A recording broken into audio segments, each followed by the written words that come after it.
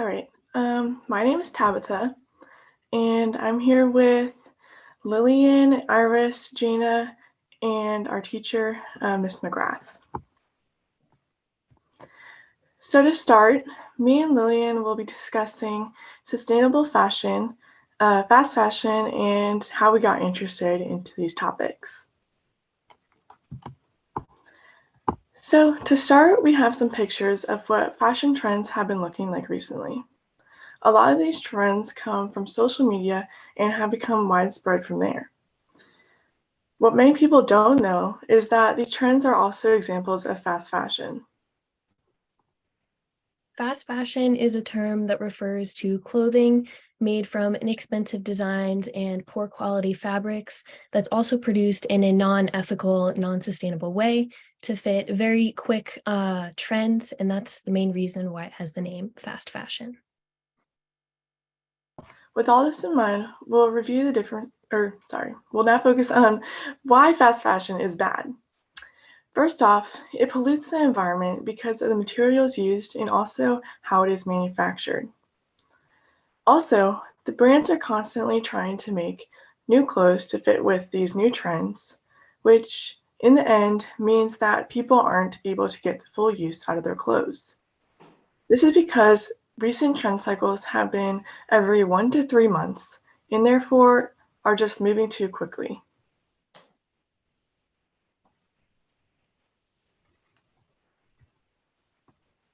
One of the many solutions for fast fashion is sustainable fashion, and it is the complete opposite of fast fashion, where they are garments that are made in a mindful, sustainable way in order to combat other climate issues.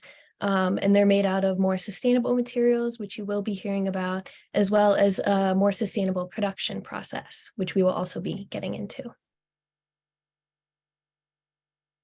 So just to review, we'll now see the differences between sustainable and fast fashion. Like Lillian said, they're basically the opposite of each other. Sustainable fashion usually has more thoughtful materials and a manufacturing process when considering the environment.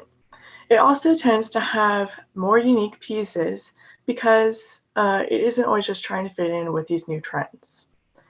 Fast fashion, on the other hand, is usually mass produced and because of this can have very negative impacts on the environment. A big part of what makes clothing sustainable are the materials that are used. And a few examples of some sustainable materials are recycled cotton, organic linen, and tencel, which is a fabric which is fibers are made out of sustainably sourced wood and is made in a thoughtful way. Some examples of bad materials are polyester, which takes a long time to break down, acrylic, which is harmful to the workers in the process of these clothing, and non-recycled and non-organic cotton, which uses so much water when being made. For example, 2,000 liters of water are used just to make one cotton t-shirt and one pair of jeans. So as you can see from that, it's a lot of water for just a few pieces of clothing. On the right, you see a picture of some more examples of some sustainable and non-sustainable fabrics. There are so many more than these listed, but you can see more on the right. Another big thing that goes into whether clothing is sustainable or not is the process in which it is made. This can be whether it's locally made or factory made. And before you buy a piece of clothing, it's always important to check the labor laws of the country that you are buying the clothing from, which you will hear more about on the next slide about the process. So the difference between the life cycle of just normal clothing and sustainable clothing is that sustainable clothing is more circular.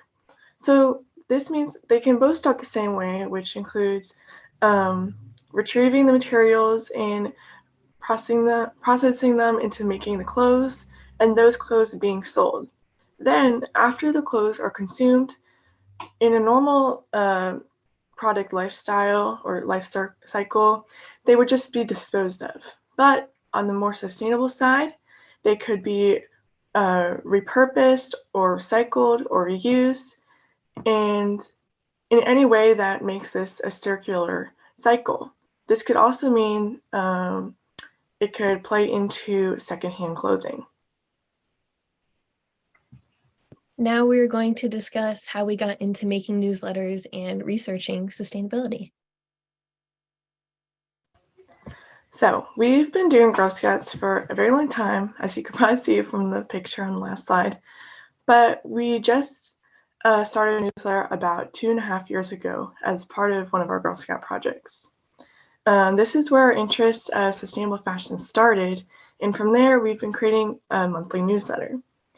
Since then, we've accumulated over 100 subscribers, we've created an Instagram page and a website that we're really proud of. Then on the right here, you can see 2 of our newsletters we've created. So we have one from October 2020, which was our first newsletter, and then one from this month, which is February 2020. We're really proud of how far we've grown. So you may be wondering why we've continued doing this for so many years, and the reason is because we discovered a new passion for learning about sustainability. Sustainability in clothing is nothing that we really thought about before, and we were very uneducated on it. But after writing the newsletter, we discovered a whole new passion on writing our newsletters, learning about sustainability in clothing, and sharing that with others. Another big reason why we continue to do this is the motivation that we get from the subscribers and the people that read our newsletters. We've received so many positive feedback and suggestions, and that is just what motivates us to keep on going. On the right side, you can see our logo, which Tabitha drew for our newsletter.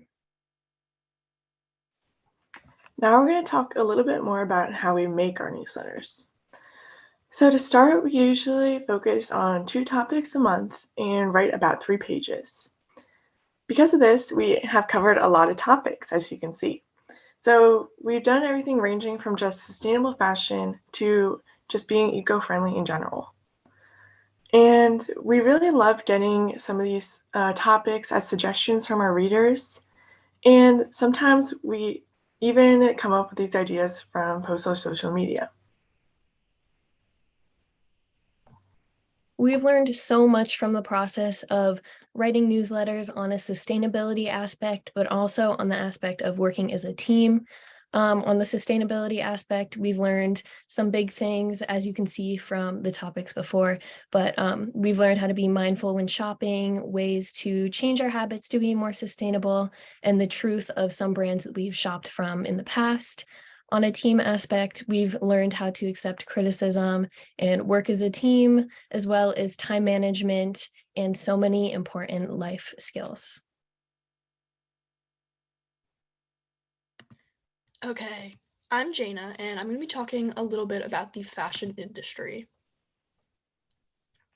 So I've always been creative, and I've always been sewing since I was about 7 or 8. And so since then, I have started selling some masks online. So here's a picture of that. And then after that, I've taken a couple classes at the Fashion Institute of Technology in New York. And as I'm doing this, I'm just kind of getting myself more involved with the fashion industry, and I've just been learning a lot. And in my future, I will be attending Savannah College of Art and Design. So why is fast fashion a thing? So trends are generally preferred over the function of items, since cheap, trendy items are just, like I said, trendier. And these long-lasting items that aren't fast fashion can go out of style pretty quickly. And so since consumers want these trendy items, large companies can profit off of this. And this is similarly, it's convenient since these cheaper products are more accessible to both the consumer and the producer. A lack of education is also a big reason for why fast fashion continues to exist. Since brands are advertising clothing as more sustainable than they are, it allows for these companies to profit more since consumers think that they are doing something good for the planet while they're not. So I just want to ask you guys to take a look at the tags of the clothing that you're wearing either now or later, just whenever, and just put it in the chat where it was made or if you know how it was made. And I just want you to think about what the labor practice laws are in the country that it was made.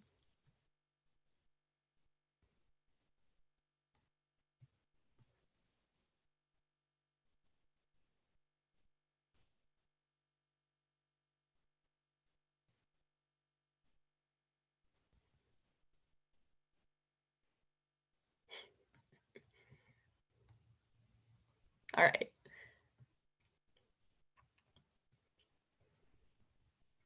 Okay, so fast fashion is a cycle. And so the first part of the cycle is the establishment of a company and the new product demand of items in their company. So to appeal to these demands, the companies need to cut the time and product cost.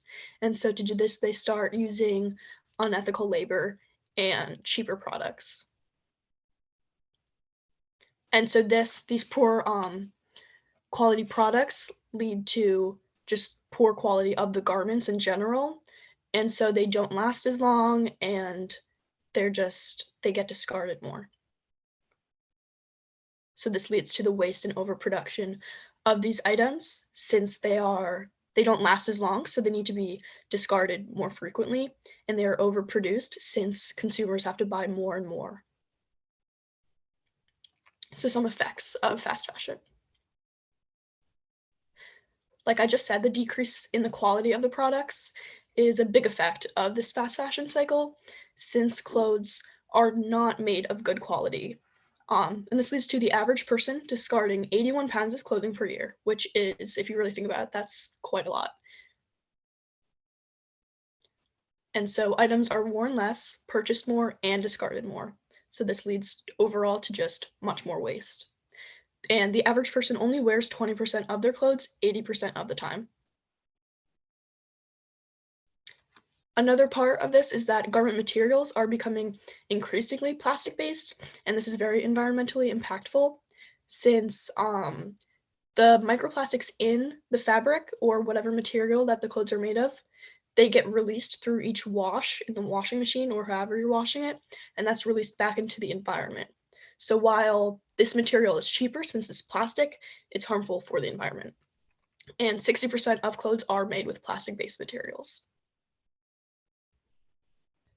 Okay, so there's a lot of impacts on other countries, and the 4 largest dumping grounds are Kenya, Ghana, Chile, and India. So here's a short clip about the impacts on other countries.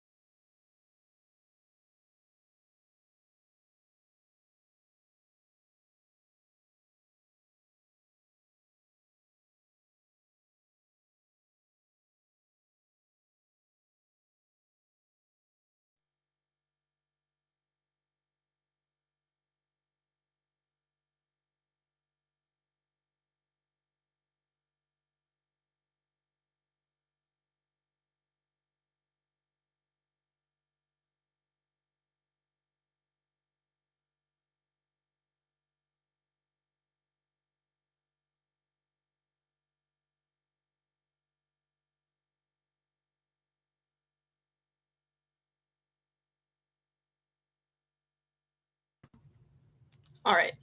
So since I am going into the fashion industry, I want to talk a little bit about the industry itself.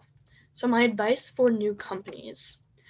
So while it is nearly impossible for companies to avoid participating in trend cycles, it would be beneficial for them to try to send a new message to consumers, because the consumers are the primary driver of the trend cycle. So as long as consumers want more, the producers and the companies are going to be producing more. So the producers and the companies need to send a new message about honesty. And so 59% of all sustainability claims by European fashion brands are inaccurate and misleading. So the companies need to break this and promote more honesty so that the consumer knows what they're buying. So promoting sustainability is something that really can combat this fast fashion crisis. And one big way of doing this is the reemergence of slow fashion, which is just the mindful and resourceful creation of clothing. Products marked as sustainable are expected to grow 5.6 times faster than those that are not. Deconstruction and reuse of materials is something that will also promote sustainability, and only 11% of fashion brands implement recycling strategies for their items. Another part of this is the packaging of the materials. So not only are the clothes harmful when it's fast fashion, but the materials that clothes are packaged in can also contribute to this waste.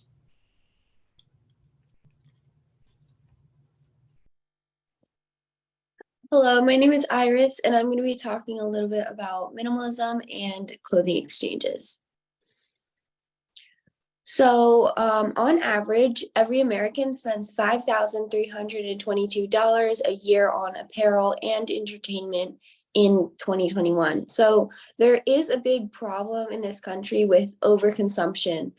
And more specifically, the average American spends $341 a month on impulse buying alone. There's a lot of implications of this kind of trend of overconsumption, and primarily with the topic that was mentioned by Jaina with waist distancing. So that's both spatially and mentally. There's this kind of idea that we should be able to consume, and then people should not have to actually see the kind of consequences of their overbuying. It's kind of like the phrase out of sight, out of mind. So America alone wastes 11.3 tons a year of textile waste, and 85% of all clothes are ending up in the landfill. And then just to kind of mention the that point again, that every American alone is wasting 81.5 pounds a year. So not only are Black and brown people the majority of the people that actually have to deal with this overconsumption, but for the consumers, it doesn't have the kind of positive mental kind of fulfillment feeling that you might expect out of buying. And that next slide's going to mention that.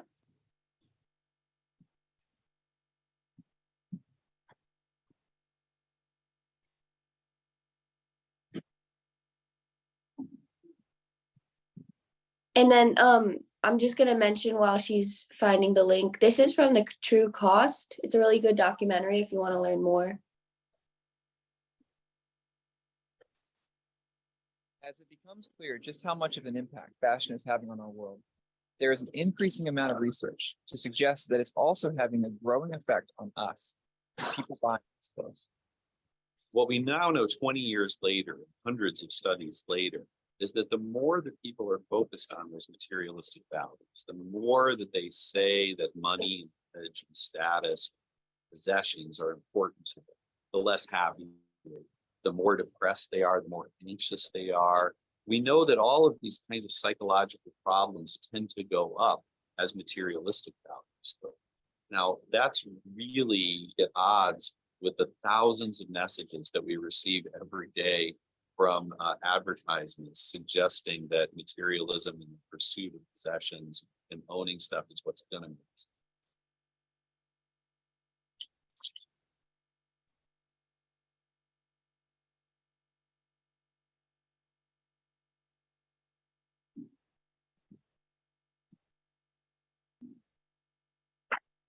And the solution to combating this kind of pressure placed upon consumers is minimalism.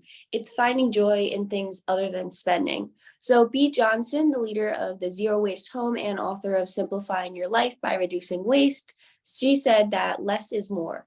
More time for life, picnics, reading, books, etc. A life of being instead of having, experiences instead of stuff. So minimalism, it can happen on a lot of different levels for different types of consumers. In families, obviously, it's going to look very different than on an individual level. But for the regular person trying to live a more minimalist lifestyle, it can mean conscious consumption or only buying things every couple of months. It can mean decluttering your home with donations, sales, and organizations. And some organizations are better than others. Some of the best ways you should get rid of your clothes or donate your clothes should be to organizations like Big Brother, Big Sister, One Warm Coat, Dress for Success, Habitat for Humanity, Savers, Grow New York City, Value Village. And minimalism can also mean just practicing saying no and recognizing that there are a lot of pressures on you from social media, advertisements, and even maybe friends to buy things, and then just kind of setting that boundary and being like, no, I'm going to buy things that actually are useful to me.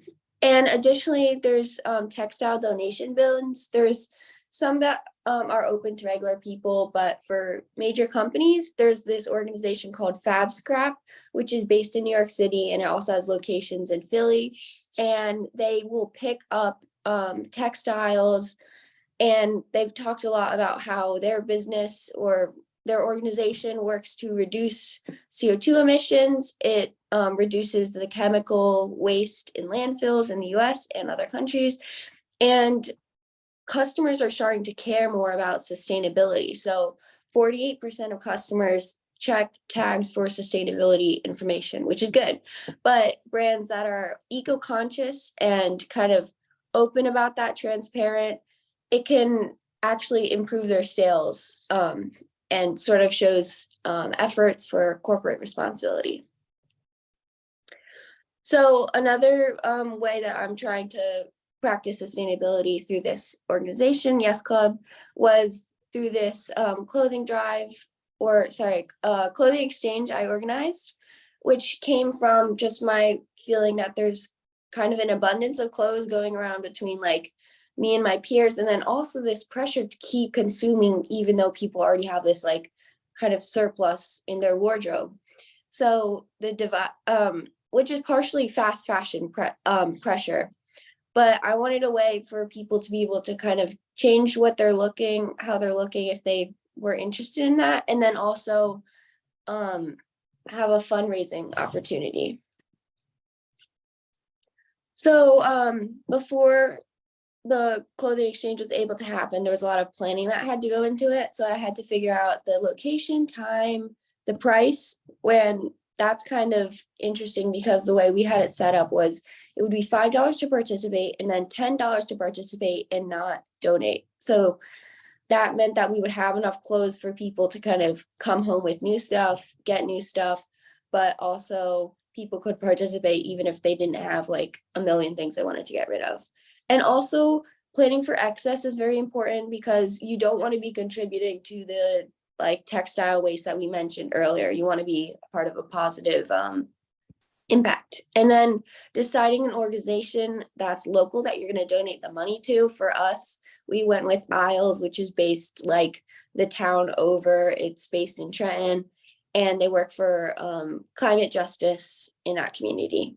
And then advertisements like posters, announcements, word of mouth, social media, just to make sure that you have enough people participating for it to be successful. And as I mentioned, you can set up posters. This was ours. It's kind of loud, but that was on purpose because I guess it's supposed to attract more attention, you know, kind of get your eye. And it also has a bunch of necessary information and a link to this Google form that we had set up. And that kind of helped us with organization. So some of the questions on that form were about sizes, item specifics, commitment to cleanliness, which was kind of important because you didn't want people coming in with like dirty clothes or anything. And then just the specification if they're going to be donating or just participating, just so we could keep track of all of that. And then this clearly isn't like the long-term solution to overconsumption. It was just kind of like okay, it's not going to last long-term basically, but the things that will last long-term are reprogramming your mindset and realizing that you have been trained to consume. So some of the steps that you can take personally and kind of evaluating where you are on the consumption scale and then moving away from it is first asking yourself if you're prioritizing trendiness, staying up to date on gadgets, that kind of thing, buying things just because they've come out and because they feel new and exciting. And then wondering right now if you're shopping in long term and if the items you're buying are going to be with you in 5 years. Then also just reflecting on the amount of things that you've bought and taken and thought that you've gotten some kind of fulfillment out of, and then maybe you realize, oh, this isn't actually like making me feeling happy. This isn't actually making me feel happy or anything. And then obviously you're going to have to keep buying more things. So just going forward, you can start saving up and you can consider your life without the items you're thinking about buying, waiting a month or so before buying the items, and then giving your time to truly think about how these items are going to, what the value it's going to have on your life. And then another part of that is if you're saving up, you can kind of keep better track of the things that you're actually buying. And then perhaps it's going to like you're just going to think more clearly before you have like impulse buying. Then you can cut down that amount of money you spend each month on that.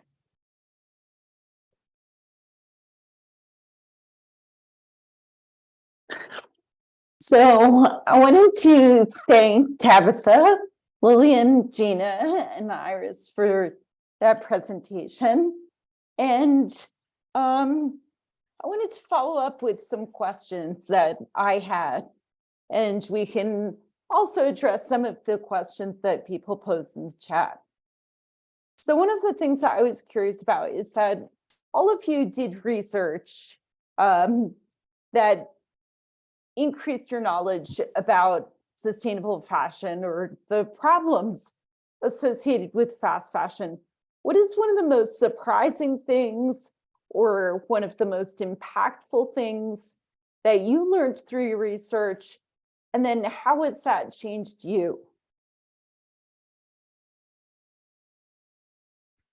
I think one of the most impactful things that I've learned from from researching about sustainable fashion and what's going on in the fashion industry is really how much clothing waste there is and how much 1 year of clothing for us can impact so many other people, and just how you need to limit shopping and how much that can impact people.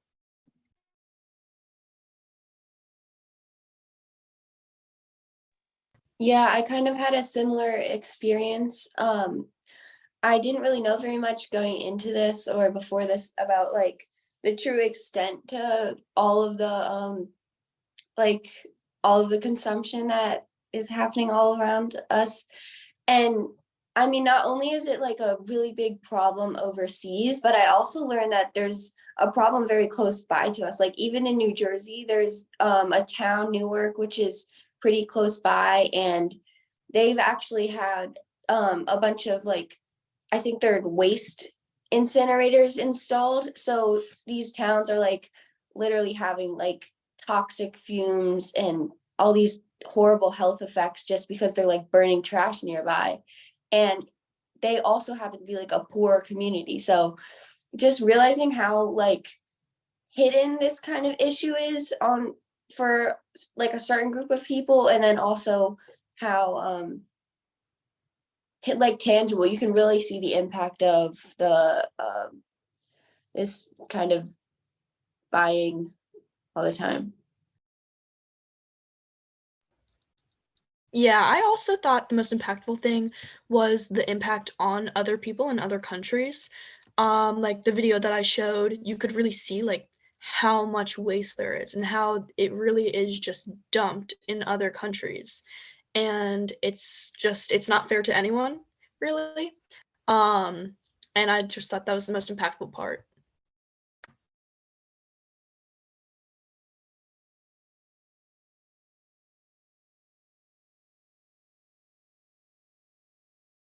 So for me, I would say also like the human impacts of decisions which are structured to be made to be personal decisions, right? Personal decisions of, hey, what do you want to wear today? Or, do you need a new pair of shoes to fit into this fashion trend? And those are structured as if they're completely independent personal choices, but the ramifications are global, right? From the production end to the waste and the way that the fashion industry or the fast fashion industry is currently constructed to be linear in that sense and moving faster and faster, right? From production to waste, instead of, Tabitha, like that process you described of what if we were to adopt a circular economy, right? I had some questions about what do you think your peers know about sustainable fashion? What's your pulse on sort of your average high school student's knowledge of these issues?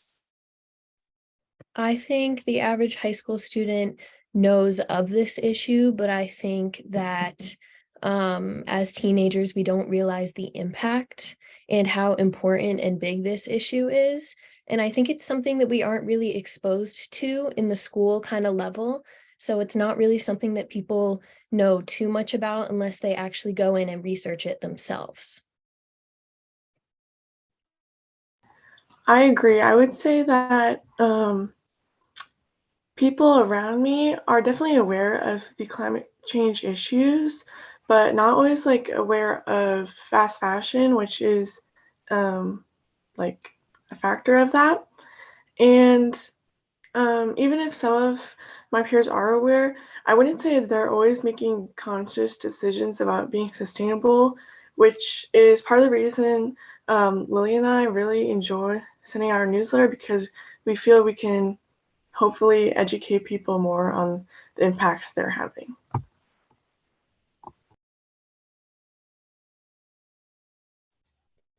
I think that people our age a lot of mixed messages and kind of receive a lot of information from both different sides of consumerism and the impacts on climate change and just the fast fashion industry in general, because it kind of clashes. Like, I would say that high school students know good amount about this fast fashion and sustainability issue, but then at the same time, they're fed with more information about the latest trendy items. And both of them kind of clash together, and it's hard to decipher which way they want to go. Yeah, I would agree. I think especially with Instagram, TikTok, all this social media, it's really taken off, especially because of the pandemic and just the general like average teens engagement online has definitely increased. So there's a lot of discourse, I think, about sort of fashion, fast fashion, environmental impacts. But I always think that it's easier to kind of stick with the status quo, that if we're kind of built in a culture of apathy and a culture kind of separated from, well, I'm saying we as in like the people at our school, I'm not speaking for everyone, but at our school at least, it's a lot easier to just kind of turn to apathy and just think about like buying in the short term, buying things that are fashionable, not only for like Instagram, social media, for like the projection of like yourself showing that you're like engaged with all this trendy things, but it's also just easier to forget about like the actual implications on like people with like poor labor practices and like chemical issues. It's easier to just forget about that because it's not happening in our backyard. It's happening in other communities where we can just kind of turn a blind eye to it, just not worry about that, try to think like short term. Kind of adding on to that, I think people our age think, oh, somebody else can deal with it, and think that, themselves as one person, if they don't try and contribute to help this issue, that it's not going to happen. So they're like, oh, I'm only one person, like I'm not going to make that much of an impact. But as you can see from our newsletter, we're two people thinking that it's not something that would go very far, and yet we've reached over 100 people and helped to educate 100 other people.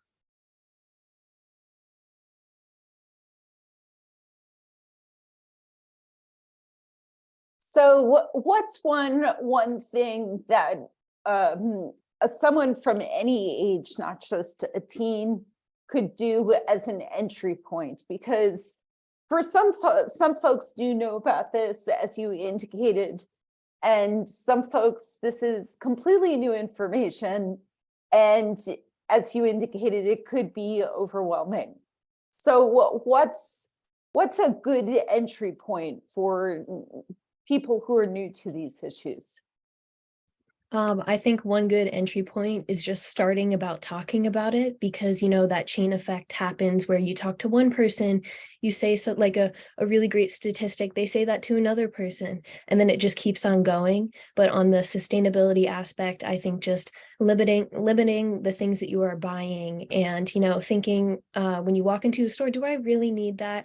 And kind of asking yourself questions like that.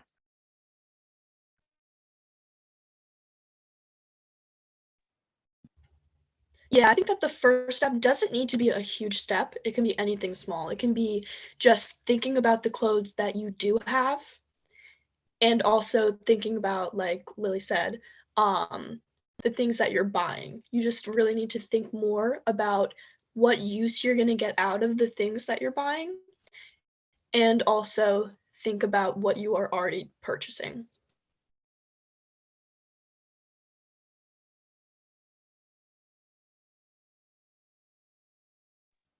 Yeah, I would probably suggest that people start budgeting, which, I mean, if you're like a teen, you just have like maybe some minimum wage job or something, like it will make more of an impact if you can actually see like the amount of money you're wasting every month and you're spending on like thoughtless things. That this is real money, like it really does add up. $341 a month is a lot long term. And then also I think we might have made a list of like resources that people can look at, watch, listen to. So if you're interested in learning more, I think Lillian and Tabitha created that.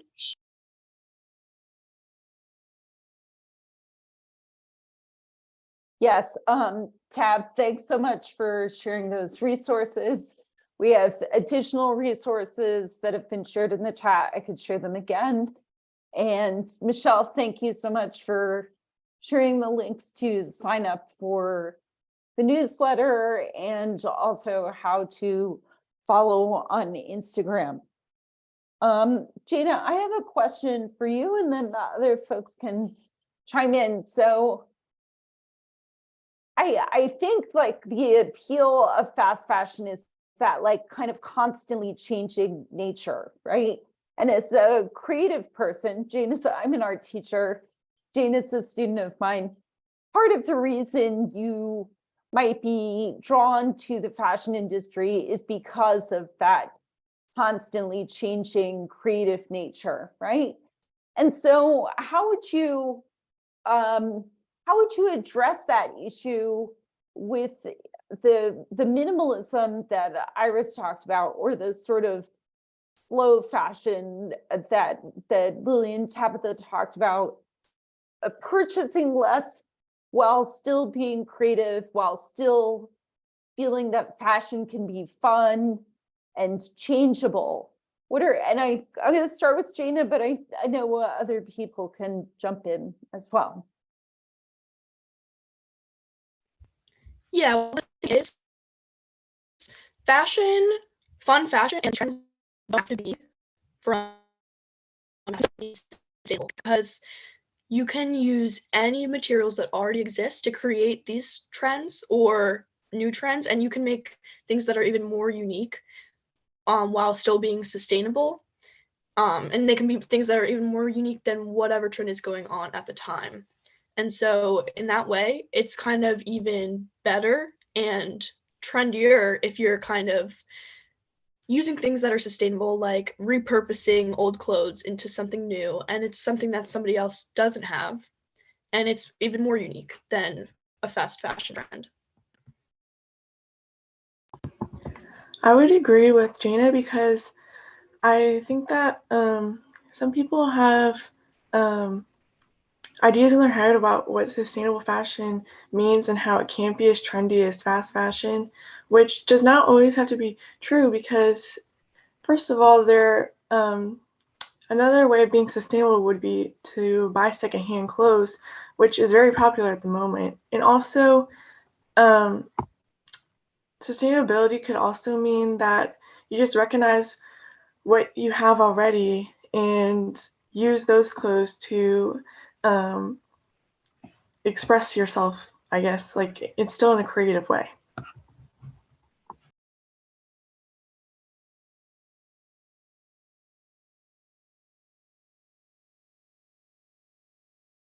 So I was just resharing the resources for additional information. I know that we started late, so I just wanted to check in how we're doing with time. I have tons of questions. Yeah, maybe 10 more minutes and then 10 more minutes. Okay, great. Thanks, Dr. Ankar. All right.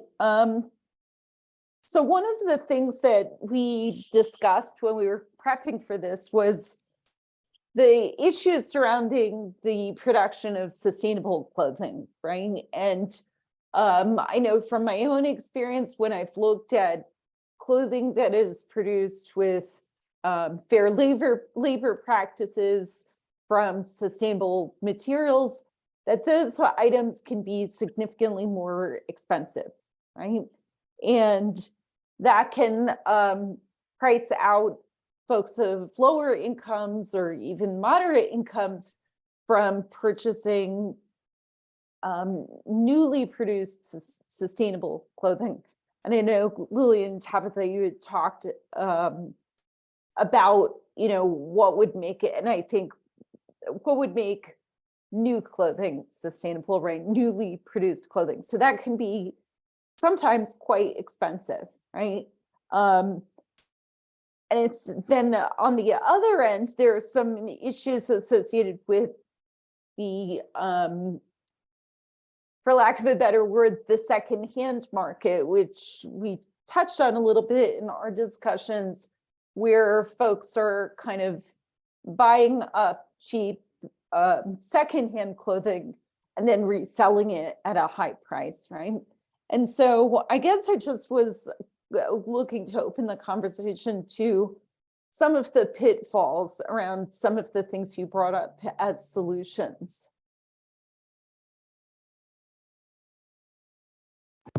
I would say that sustainability and sustainable fashion doesn't always mean it has to be the most expensive brands. But like I said, it can mean that you work with the clothes you already have.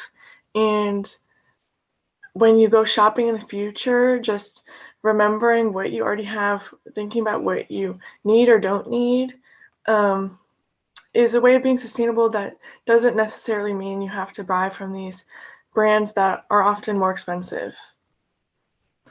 And also, that's also a major problem sometimes with sustainable fashion brands, is that they can be out of price range for some people.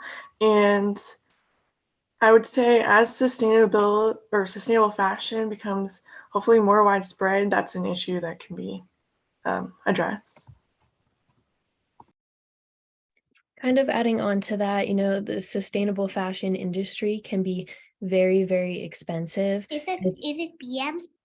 And it's because these resources can be, harder to find. They're more expensive to produce. And kind of as Jaina was mentioning in her presentation, that's why so many companies lean towards using, plastic, because it's so easy to produce so many things of.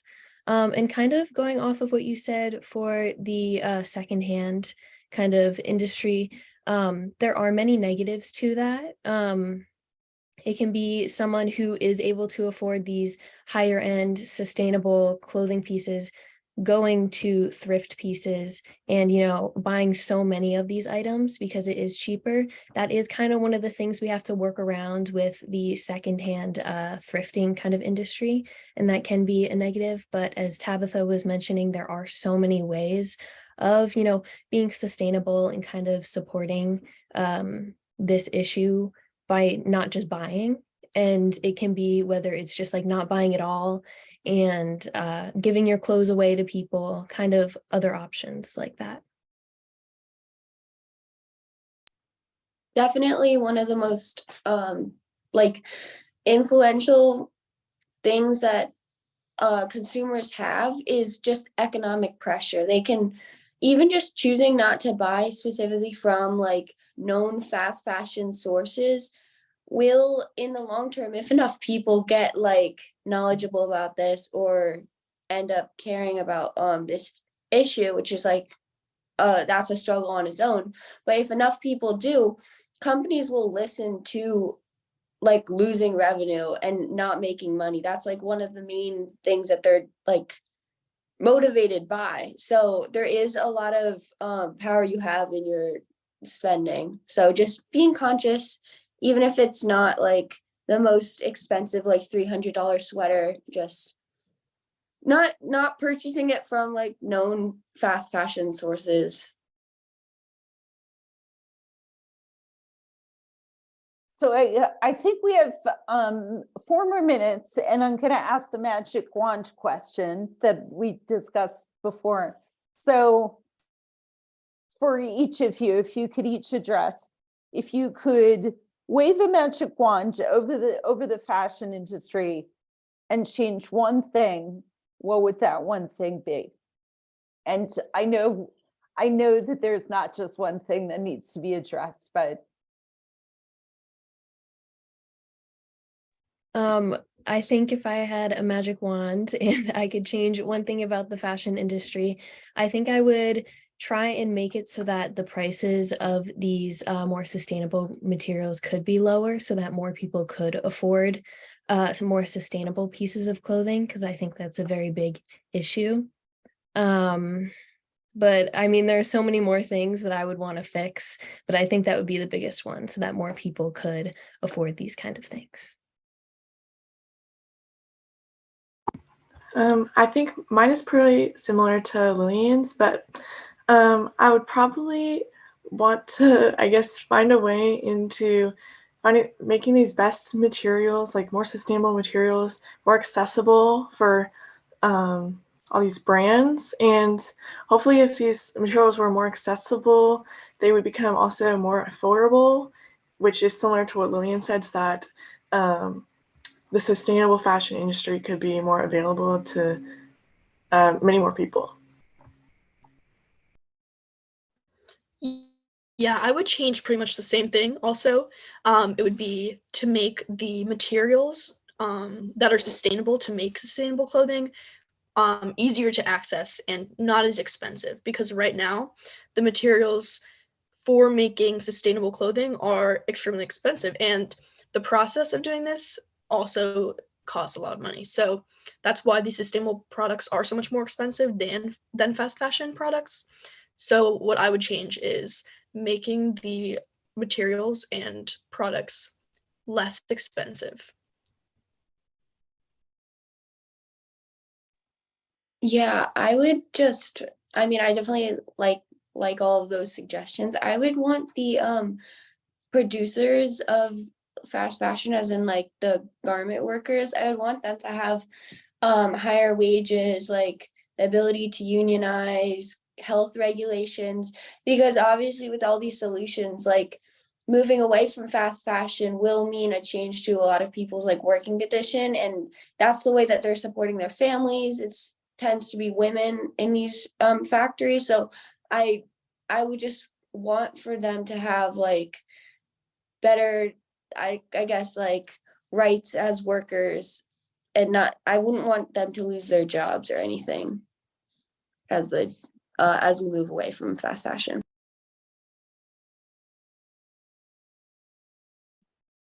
So there's so many questions in the chat that unfortunately we're not going to be able to get to all of them. I think it's clear from this conversation, it's very rich, and there's so many different directions that it can go in. I would encourage folks to sign up for the newsletter to access the document, which shows different ways of learning more about this topic. And wanted to thank Dr. Iyengar and the others for hosting and for having us here today. Thank you so much, McGrath. I think this is really helpful to hear from our eco ambassadors who have been doing such a fantastic job of educating everyone, including me. I am a regular customer of Lillian and Tabitha's newsletter. So it's really fascinating to hear their story. And thanks for this wonderful taking up this important concept and spreading more awareness. Before we go on to our next topic, there are some eco ambassadors who I work with on a very regular basis. It is very late in India. They are joining from India. Maybe if they can share 1 or 2 lines on what they thought about the panel, and then we can move on to the next session. I can see Sir Taj, I can see some others. Do they have any? I know it's late there, so I just wanted to give them an opportunity. They have been patiently looking at, looking at all the panels. Anyone from probably Bluebell School or anyone from India who's here? Yes, Ataj? So thank you, ma'am, for giving me the opportunity to speak. And I think that the panel was a very informative session. This was a very informative session, which covered the topics of environment, terraforming, and finally we saw a presentation presented by some girls. And I think that there is also an issue of fast fashion in India. There are many people who have been into fashion, and due to this, they are forgetting about their environment. That's all I have to say. Thank you, Sartaj. Dushada and Sambhavi, maybe two lines each from your perspective. India is a big consumer as well as producer of cotton. Let's hear from you. Yes, so thank you for giving me the chance. So basically, I think that this was a very informative session, and yeah, like this was talking about fashion, like how fast fashion is actually. What we think is that fast fashion is like it's fine, it's nothing to do with the environment, but it actually is harming the environment.